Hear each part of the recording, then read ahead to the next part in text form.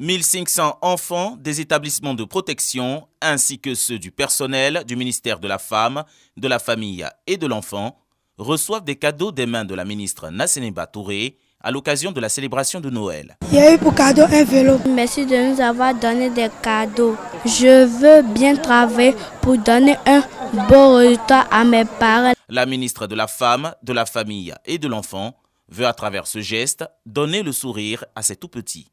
Je voudrais remercier toutes les personnes qui ont fait le déplacement ici aujourd'hui et aussi remercier au cours de l'année, depuis décembre dernier 2021 à décembre 2022, toutes les personnes qui sont venues régulièrement donner de l'amour aux enfants, leur apporter des vivres, leur apporter des habits, en gros, soutenir l'avenir de notre pays à travers les enfants. L'enfant est au cœur de la politique du président de la République, son Excellence, le président de la République Alassane Ouattara.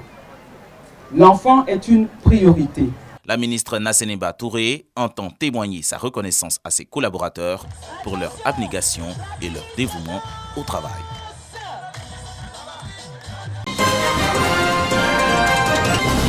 Dodjanoa, à plus de 400 km d'Abidjan dans le canton Pakolo, département de Gagnoa.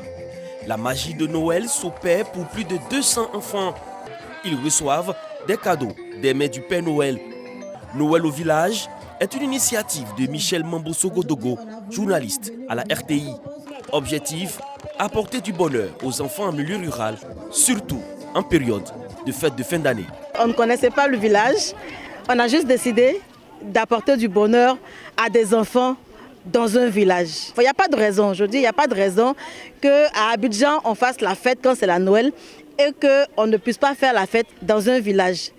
Tous les enfants ont droit au bonheur, tous les enfants ont le droit de connaître, de vivre, d'expérimenter la magie de Noël.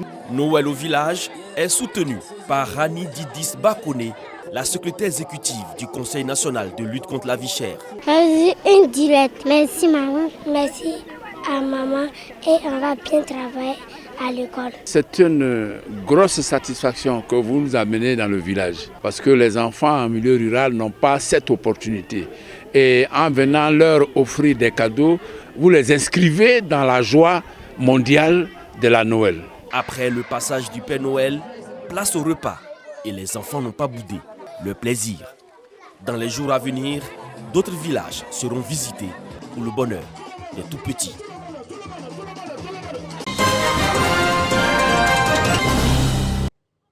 Un bâtiment de 3 salles de classe assorti d'un bureau, une cantine scolaire, 3 logements modernes pour les enseignants, une pompe hydraulique est réceptionné par les populations de Guidordouo, un village du département de Doropo.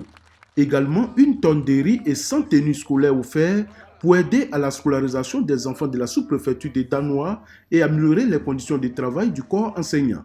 Toutes ces actions sont l'œuvre de Nyien Ibrahim, un opérateur économique et fils de la région de Bunkani. L'inspecteur de l'enseignement préscolaire et primaire de Doropo a, au nom du directeur régional de l'éducation nationale de Bouna, salué l'engagement du donateur en faveur de l'éducation dans la zone. 3 salles de classe avec bureau, 3 logements maîtres, 1 point d'eau.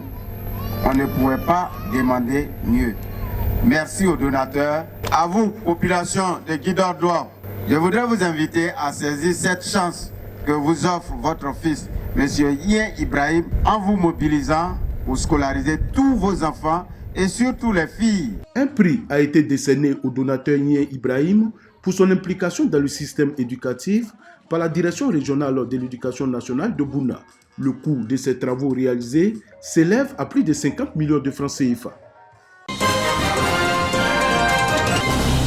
En Israël, à l'initiative de la Direction générale des cultes, depuis près d'une semaine, c'est plus d'une centaine de chrétiens ivoiriens qui se retrouvent en terre sainte pour essayer de forger leur foi en Christ Jésus. Priez Dieu aussi en cette fin d'année afin que vraiment le Seigneur vraiment puisse ouvrir la porte de chacun et que l'année puisse se passer avec beaucoup de grâce. C'est l'occasion pour nous de prier pour ce pays-là qui nous tient à cœur, de prier pour la paix, la cohésion sociale, l'unité entre les fils et filles, sur tous ceux qui vivent sur le sol ivoirien. Que notre patrie soit véritablement l'une des patries du Christ. Les pèlerins restent religieusement à l'école de la piété et de la foi en marchant dans les pas de celui qui pense être le sauveur du monde.